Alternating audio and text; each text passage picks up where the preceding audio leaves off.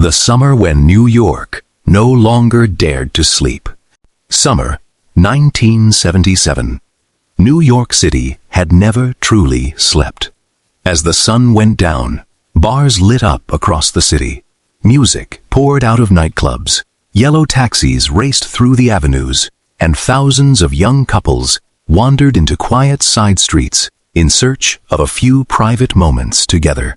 But during that summer, a car parked along the curb was no longer a safe place. It could become a murder scene. A shadow would emerge from the darkness, a revolver would be drawn, and within seconds it was over. The killer didn't steal, didn't kidnap, and never spoke to his victims. He simply appeared, opened fire, and disappeared back into the night. At first, police believed they were dealing with isolated attacks, a personal act of revenge, a botched robbery, or a conflict the victims' families knew nothing about. But soon, the bullets began telling a different story. The same caliber, the same weapon, the same method of killing, and victims who appeared to have almost no connection to one another.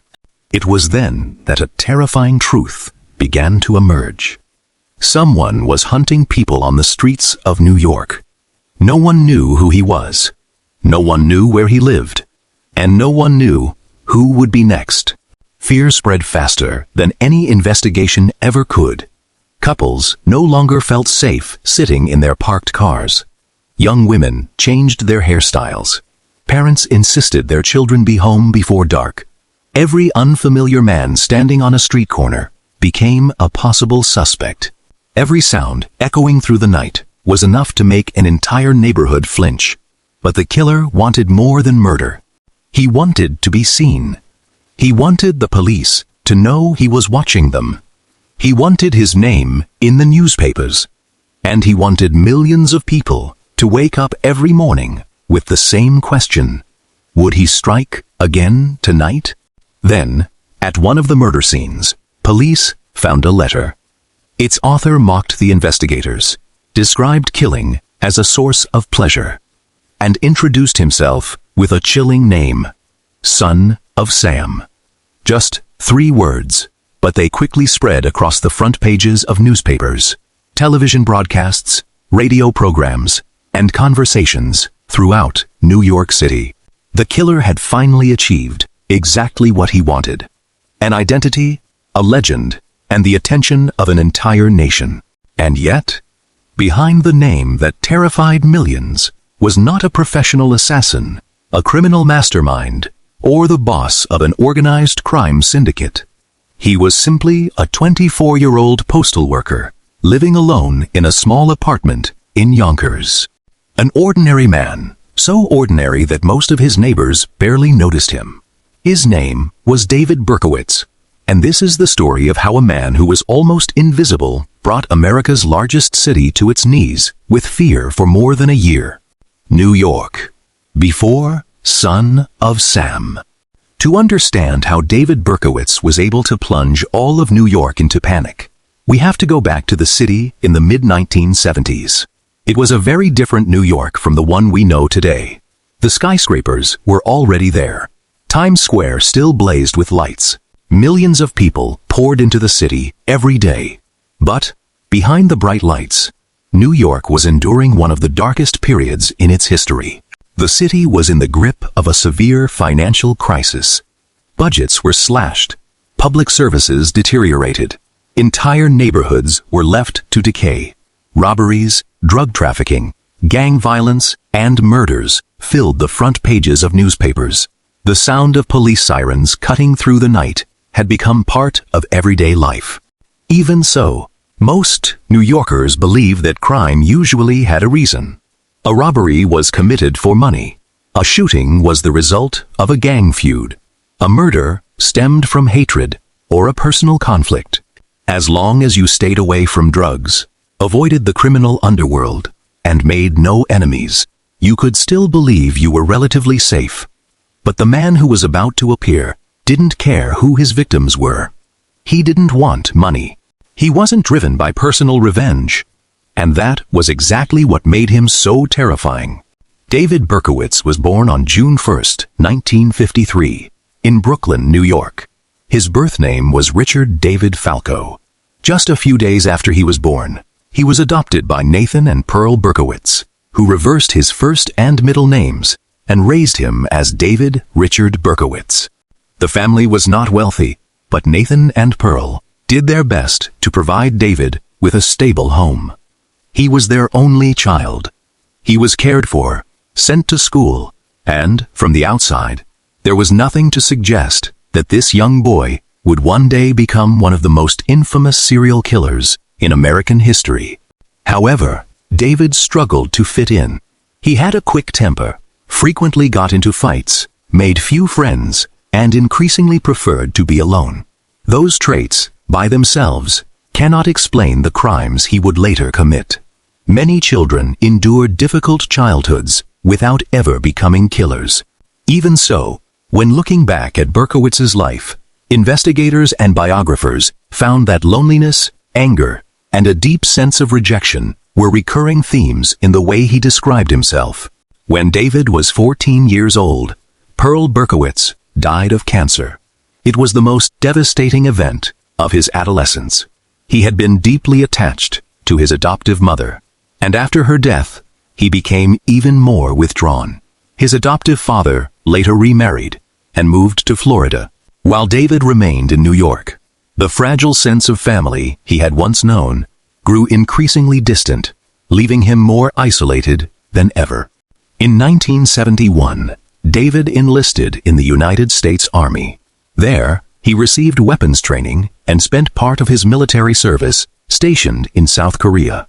After being honorably discharged in 1974, Berkowitz returned to New York. He worked a series of ordinary jobs before eventually becoming an employee of the U.S. Postal Service. It was an ordinary job with an ordinary paycheck and a life that, on the surface, seemed entirely unremarkable. Berkowitz rented a small apartment in Yonkers, just north of New York City. He lived alone. No wife, no children, very few close friends. To his neighbors, David seemed a little odd. At times, he was friendly. At others, irritable. He frequently complained about barking dogs and occasionally behaved in ways that made those around him uncomfortable. But no one considered him a serious threat. No one imagined that behind the door of that modest apartment, a growing rage was slowly taking shape. Berkowitz purchased a .44 caliber Charter Arms Bulldog revolver, a compact handgun that was easy to carry yet chambered for powerful ammunition. At the time, he was still a complete unknown. His name appeared on no watch lists. He was not under suspicion, and he had no serious criminal record that would have drawn the attention of law enforcement. But in the summer of 1976, that revolver made its first appearance on the streets of New York. Its first targets were two young women sitting inside a parked car in front of a home. The first shot. On the night of July 29, 1976, in the Pelham Bay neighborhood of the Bronx, Donna Loria, 18, and her friend, Jody Valenti, 19, were sitting inside an Oldsmobile parked in front of Donna's home. The two young women had just returned from an evening out. They lingered in the car, talking for a few more minutes before saying goodnight. There was no sign that danger was approaching. It was an ordinary scene. A car parked along a quiet residential street, two friends about to say goodbye, and a neighborhood that had already settled into the silence of the night. Shortly after 1 a.m., Donna noticed a man standing near the car. He was carrying a paper bag. The man walked toward the passenger side, then suddenly pulled out a revolver. There was no warning, no demand for money. He made no attempt to open the car door. He simply raised the gun and fired. Bullets shattered the window and tore into the vehicle. Donna was struck and killed. Jody was wounded but survived. The gunman turned and fled, disappearing into the darkness before anyone could get a clear look at his face. Police immediately began investigating Donna's relationships. They questioned her family, her friends, and anyone who had known her. but they found no one with a motive to murder an 18-year-old woman. Nothing had been stolen. There were no signs of sexual assault. No prior threats had ever been reported. The only evidence left at the scene was a handful of spent bullets and a vague description of a young man with dark hair. In a city of millions, that was hardly enough to begin finding a killer. The case gradually faded from public attention. No one realized that the man with the gun had not stopped. On October 23, 1976, Carl De Niro, 20, and Rosemary Keenan, 18, were sitting in a parked car in Queens, talking quietly, when the side window suddenly exploded. The gunman had fired into the vehicle before either victim had a chance to see him. Carl was struck in the head, while Rosemary was injured by flying glass. Both survived, but Carl's wound was so severe that doctors initially believed he had been struck with a blunt object. It was only after X-rays were taken that they discovered a bullet lodged inside his skull. The two shootings had taken place in different parts of the city. The victims did not know one another. Their backgrounds were different, and there was no obvious connection between them. But ballistic evidence suggested that the bullets could have been fired from the same type of weapon, a .44 caliber revolver. For the first time, investigators were forced to consider a terrifying possibility. Perhaps they were not dealing with two separate crimes. Perhaps the same man was moving from one borough of New York to another, searching for parked cars in the middle of the night, and choosing his victims almost at random. The killing spree begins.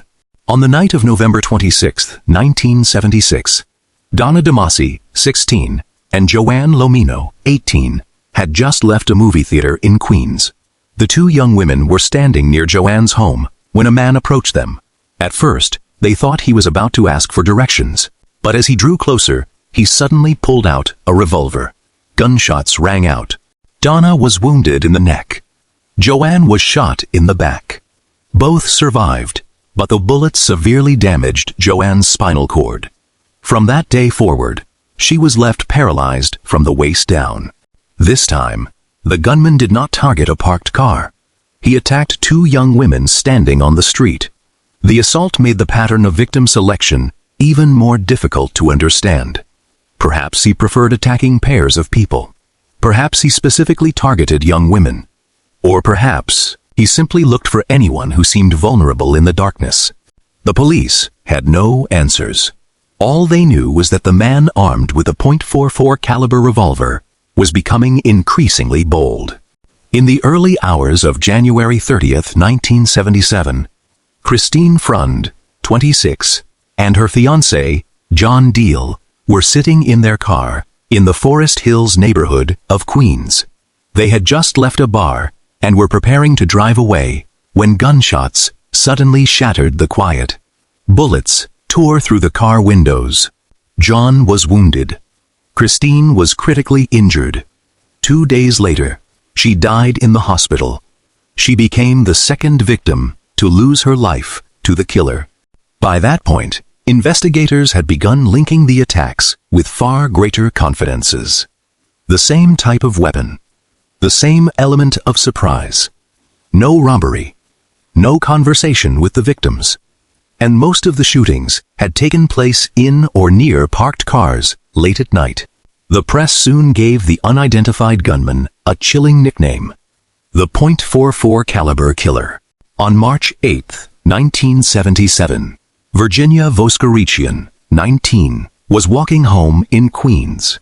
She was not sitting in a car. She was not with a boyfriend. And she was not in a secluded area.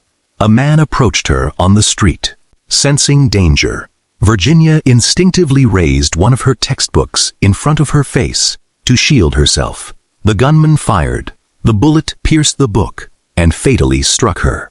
Virginia's murder shattered the last remaining sense of safety. Until then, many New Yorkers had believed that as long as they avoided sitting in parked cars late at night, they were unlikely to become targets. But now, a young woman walking home alone had been murdered. There were no rules left to follow, no advice that could guarantee safety. The killer could appear anywhere. Panic began to spread across the city. The media focused heavily on the fact that several of the female victims had long, dark hair. Although the pattern was never entirely consistent, it quickly became part of the public narrative. Many women cut their hair short. Others dyed it blonde or lighter shades. Hair salons were reportedly busier than usual as women tried to change their appearance, fearing they matched the killer's preferred type. Fear no longer existed only at crime scenes. It had entered people's homes, schools, workplaces, and even the smallest decisions of everyday life. Son of Sam emerges. On the night of April 17, 1977, Valentina Suriani, 18, and Alexander Esau, 20, were sitting in a parked car in the Bronx. The gunman approached the vehicle, pulled out his .44 caliber revolver, and opened fire. Valentina was killed at the scene. Alexander was rushed to the hospital, but later died from his injuries. For the first time in the series of attacks, both victims in the same car were murdered. As detectives processed the crime scene, they discovered an envelope. Inside was a handwritten letter addressed to Captain Joseph Borelli of the New York City Police Department. Its contents made it clear that the writer not only had intimate knowledge of the murders, but also wanted to communicate directly with the people hunting him. He complained about being portrayed as a woman-hater, mocked the police, described himself as a monster, and, for the very first time, signed the letter with a name that would soon become infamous, Son of Sam. The name Sam appeared to refer to Sam Carr, a man who had once lived near Berkowitz in Yonkers. Carr owned a black Labrador named Harvey. Berkowitz had repeatedly complained that the dog barked too much, and had even shot and wounded it. In the delusional world Berkowitz created for himself, he claimed that Sam was a powerful figure, while Harvey was a dog possessed by demons. But at the time the letter was discovered, police had no idea who David Berkowitz was. Sam was simply another mysterious name in a case that offered almost no investigative leads. Soon afterward, Jimmy Breslin, a columnist for the New York Daily News, received another letter.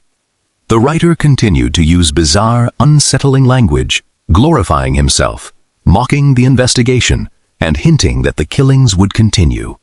Breslin immediately realized this was no ordinary letter from a reader. He turned it over to the police, and portions of its contents were later released to the public. From that moment on, the name Son of Sam was everywhere in New York. Newspapers competed with ever larger headlines. Television broadcasts bisected every line of his letters. Radio stations provided constant updates on the manhunt. The killer had transformed from an anonymous gunman into a figure known across the United States. And in doing so, he created a troubling paradox. The media had a duty to warn the public. But every time they printed his nickname, they were also giving Berkowitz exactly what he craved most: notoriety. Fear grips New York. By the summer of 1977, the fear of Son of Sam had grown into a full-blown social phenomenon. People were no longer afraid only of being shot. They were haunted by the thought that the killer could be standing just a few feet away, unnoticed by everyone around him. A store clerk, a neighbor, a man sitting alone in a diner. Anyone could be Son of Sam. Couples began changing the way they dated. They avoided parking on dark streets, no longer lingered in their cars after leaving restaurants, and stayed away from isolated areas. Many women changed their hairstyles. Parents called their children repeatedly to make sure they were safe. A city once famous for its vibrant nightlife had begun to see the darkness in a very different way. The New York City Police Department formed the Omega Task Force, assigning hundreds of detectives to the investigation. Thousands of witness statements were collected. Owners of .44 caliber firearms were scrutinized. Psychiatric records, threatening letters, and long lists of potential suspects were reviewed. But the sheer size of New York worked in the killer's favor. Millions of residents, countless streets, and escape routes. Multiple precincts with overlapping jurisdictions. and each crime scene yielded frustratingly little evidence. On June 26, 1977, Berkowitz struck again. Sal Lupo and Judy Placido had just left a nightclub in Queens and were sitting in their car. Judy was suddenly overcome by a sense of unease. She told Sal that Son of Sam might be nearby. Just minutes later, gunshots shattered the silence. Both of them were wounded, but they survived. The attack made one thing painfully clear. Every public warning, every additional police patrol, and all the intense media coverage had failed to stop the killer. If anything, Berkowitz seemed increasingly energized by the city's reaction. Each new shooting became front-page news. Every letter ensured that his name was mentioned again. And with every day he remained at large, the image of an elusive killer capable of outsmarting the entire New York City Police Department only grew stronger. But behind that terrifying image, Berkowitz was no criminal mastermind. He left witnesses behind. He drove to and from the crime scenes in a car registered in his own name. And after his final attack, one seemingly insignificant mistake would unravel everything. It wasn't a fingerprint. It wasn't an accomplice's confession. It was a parking ticket. The fatal mistake. On the night of July 31st, 1977, Stacy Moskowitz and Robert Violante, both 20 years old, were on a date in Brooklyn. After taking a walk near a park, they returned to their car, which was parked along the street. Shortly after 2 a.m., a man approached the vehicle. He raised his .44 caliber revolver and fired through the window. Stacy was critically wounded in the head. Robert was struck in the head and face. The gunman then fled into the night. Robert survived the attack, but he was left almost completely blind. Stacy was rushed to the hospital, where she died the following day. She became the sixth and final victim to be killed during the Son of Sam murder spree. Near the crime scene, a local resident named Cassilia Davis was walking her dog. She noticed a police officer issuing a parking ticket to a car parked too close to a fire hydrant. After the officer left, she saw a man approach the vehicle. He appeared to be carrying a dark object in his hand, and there was something about the way he looked that immediately made her uneasy. Cassilia hurried back inside her home. Just minutes later, she heard gunshots. When this information reached the investigators, detectives reviewed the vehicles that had received parking tickets in the area that night. One car with an out-of-town license plate immediately caught their attention. It was a yellow Ford Galaxy, registered to a man named David Berkowitz, a resident of Yonkers. At first, it was only a small lead. A parking ticket did not prove that the car's owner was the killer. Berkowitz could have been in the area for any number of innocent reasons. But after more than a year of chasing vague and frustrating clues, detectives could no longer afford to ignore even the smallest detail. They contacted the Yonkers Police Department, and the moment the name David Berkowitz came up, a strange story began to emerge. The Yonkers Police Department was already familiar with Berkowitz. He had been involved in disputes with the Carr family. He had sent bizarre letters. He had repeatedly complained about their dog, Harvey, and had even shot and wounded the animal. The head of that household was named Sam Carr. Sam, the very name that had appeared in the Son of Sam letters. Suddenly, the parking ticket no longer seemed like a random piece of evidence. It led investigators to a man who lived near Sam, had displayed increasingly disturbing behavior, and had a history of using firearms. On August 10, 1977, detectives went to Berkowitz's apartment in Yonkers. His yellow Ford Galaxy was parked outside. Looking through the car's windows, they spotted a weapon, a bag containing ammunition, and several suspicious items. Rather than confront an armed suspect inside the narrow hallways of the apartment building, the detectives decided to wait for Berkowitz to come outside. At around 10 p.m., David Berkowitz walked out of the apartment building and headed toward his car. The detectives moved in immediately. There was no chase, no exchange of gunfire, no attempt to flee. Berkowitz looked at the officers with their guns trained on him and smiled. According to the officer's widely quoted account, he calmly said, "You got me." Inside the car, detectives found the .44 caliber Charter Arms Bulldog revolver. The weapon matched the type of firearm used throughout the murder spree. They also recovered ammunition, maps, and another threatening letter. The manhunt that had kept New York living in fear was finally over. Not because of advanced technology, nor because of DNA databases, but because of a single parking ticket, and the investigators' decision not to dismiss it as insignificant. A bizarre confession.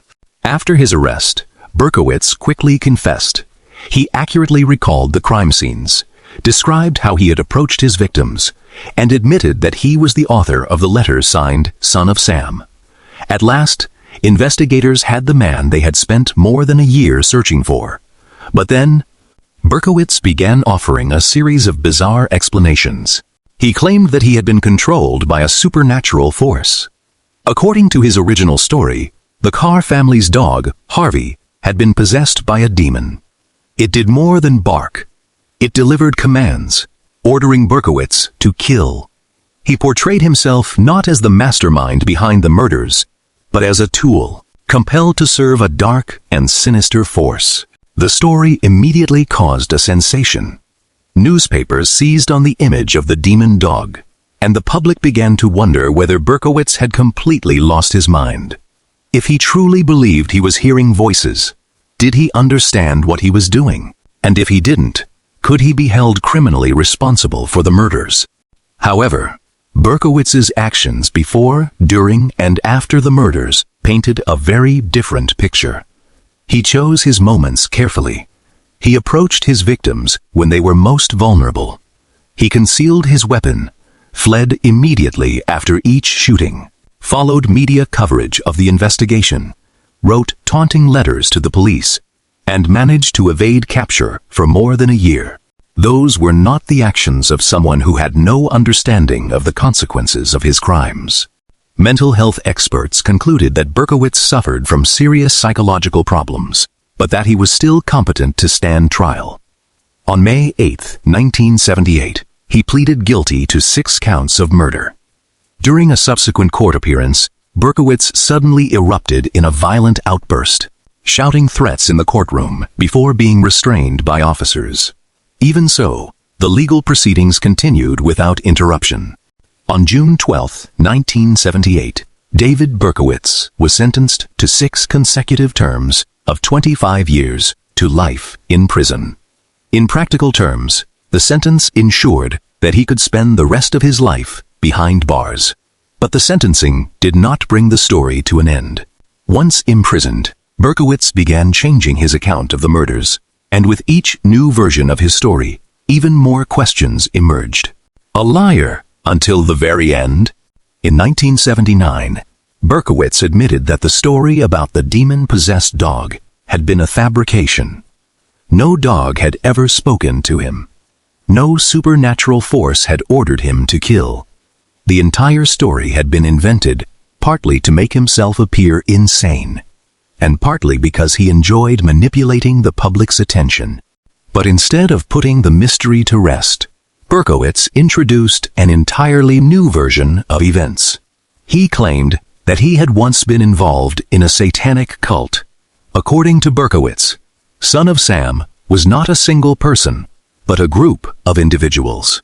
He alleged that some of the shootings had been carried out by other members of the cult. He also hinted that the Carr family and several people he knew in Yonkers were involved.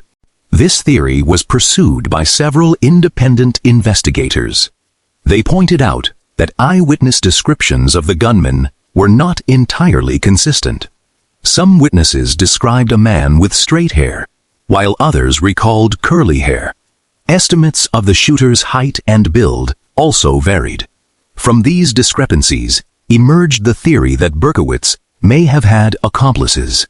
But eyewitness accounts from shootings that unfolded in the darkness and lasted only a matter of seconds were not always reliable. Poor lighting, panic, limited viewing time, and the influence of extensive media coverage could all distort a person's memory. More importantly, no credible physical evidence has ever established that a satanic cult or any accomplices participated with Berkowitz in carrying out the murder spree. The murder weapon was found in Berkowitz's possession. His car was linked to the scene of the final attack. He knew details that only the killer could have known. His confession was specific and consistent with the evidence. Based on all of this, the official investigation concluded that David Berkowitz acted alone. The accomplice theory has never completely disappeared, but to this day, it remains largely based on the ever-changing claims of a man who later admitted that he had lied. Perhaps that was what Berkowitz had wanted all along. While he was free, he controlled New York with a gun. After his arrest, he tried to control the narrative with his stories. The Demon Dog, a satanic cult, secret accomplices.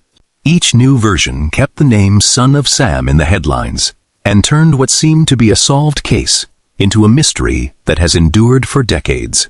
The killer and the city that created him. David Berkowitz had been arrested. The murder weapon had been recovered. The cases had been brought to trial, and 6 consecutive prison sentences ensured that he would spend the rest of his life behind bars. From a legal standpoint, the Son of Sam case came to an end in 1978, but the impact of the murders did not end in the courtroom. The murder spree claimed the lives of 6 victims: Donna Loria, Christine Friend, Virginia Voskerichian, Valentina Suriani, Alexander Esau, and Stacy Moskowitz. 7 others were wounded. Some were left with life-altering injuries. Joanne Lamino was permanently paralyzed.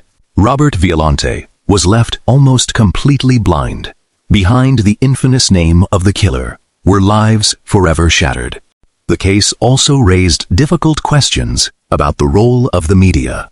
Newspapers had a responsibility to warn the public. Yet, the competition for increasingly sensational headlines also helped turn Berkowitz into a household name. The nickname Son of Sam appeared everywhere. His letters were analyzed line by line, and an otherwise anonymous postal worker suddenly became a name known across the United States. Perhaps that was what Berkowitz wanted most, not simply to kill, but to make the world pay attention to him, to force an entire city to change the way it lived, to compel the police to launch one of the largest manhunts in New York's history, and to ensure that newspapers gave their front pages to the words he had written. Nearly half a century has passed. The New York of 1977 no longer exists. The neighborhoods have changed. The old cars have disappeared. Many of the detectives who worked the case have passed away. Yet, the name Son of Sam still surfaces whenever people speak of America's most infamous serial killers. Not because Berkowitz was the most intelligent, not because he claimed the greatest number of victims, but because, for more than a year, he made millions of people believe that nowhere was truly safe. And perhaps the most disturbing truth about this story was never the tales of demons, the dog named Harvey, or the theories of a secret cult. It was something far simpler. David Berkowitz knew exactly what he was doing. He understood the pain he was causing. He knew an entire city was living in fear, and through it all, he kept pulling the trigger.